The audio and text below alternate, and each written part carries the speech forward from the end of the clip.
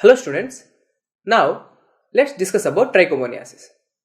Before discussing, the first important point which I want you to remember, this trichomoniasis, unlike bacterial vaginosis and candidiasis, this trichomoniasis is a sexually transmitted disease. Okay, this is the first super important point which you should never miss.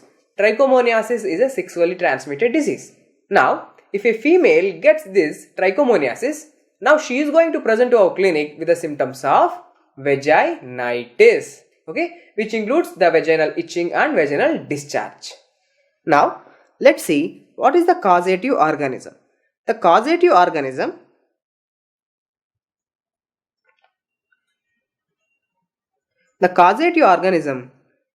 in trichomoniasis is Trichomonas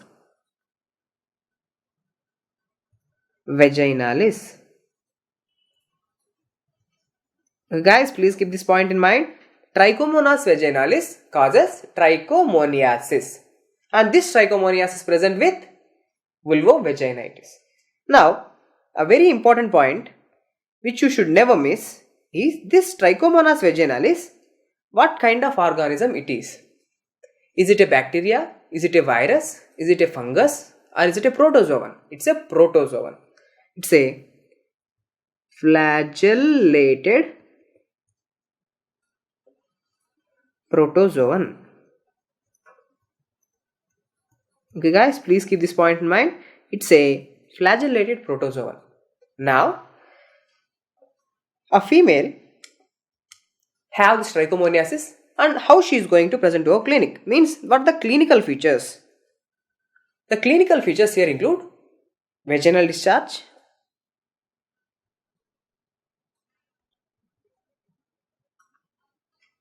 okay, but the important point you have to know is the characteristic of this vaginal discharge. See, in bacterial vaginosis, the vaginal discharge is white, thin, homogeneous, foul smelling, like fishy smelling will be coming in bacterial vaginosis. In candidiasis, the vaginal discharge is thick, white, curdy white discharge or cottage cheese like discharge is seen in candidiasis with itching. Now, here in trichomoniasis, the vaginal discharge characteristic is, now you should never miss, it is a green colored discharge. So, green colored frothy. Okay, green colored frothy discharge. Okay guys, green colored foul smelling.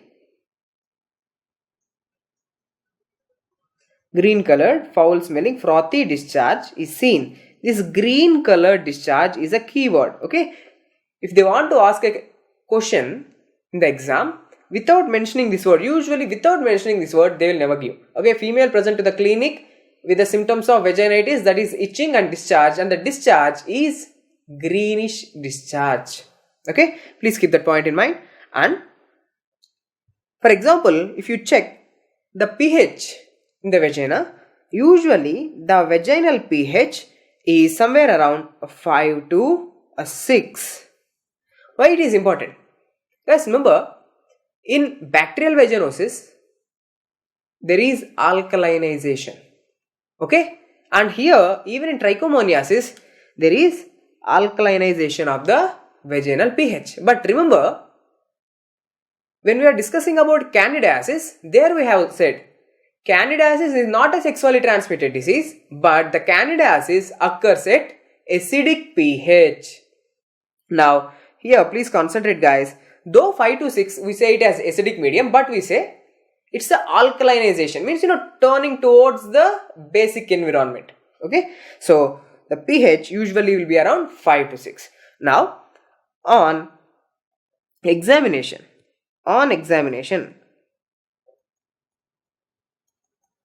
okay, female presented to you. Now you are examining her. Okay, you are doing the vaginal speculum examination. Now here the important notice which we can see is strawberry vagina. So, a very important MCQ, strawberry vagina is seen in. The strawberry vagina is seen in Trichomonas vaginalis. Okay, sorry, Trichomoniasis, and the Trichomonas vaginalis is the causative organism. Okay, this strawberry vagina is also known as angry looking vagina. Okay, now if you put the speculum and if you are examining this vagina and cervix, you know the cervix something looks like a very reddish in color. For example, this is the cervix. You can see a reddish spot, something like this. Okay, now this is something known as a strawberry vagina and angry looking vagina. Okay, seen in Trichomoniasis. Now guys, investigation. So if you do investigation, for example, microscopy. Now if you do the microscopy, just remember in bacterial vaginosis on microscopy what you have seen. In bacterial vaginosis the clue cells are seen. In candidiasis what we have seen? Budding yeast, hyphae, pseudohyphae are seen. Now in this trichomoniasis on microscopy we can see flagellated, okay, motile organisms. Okay, flagellated motile organisms can be seen on microscopy. Okay, this organism is nothing but Trichomonas vaginalis. Now, gold standard.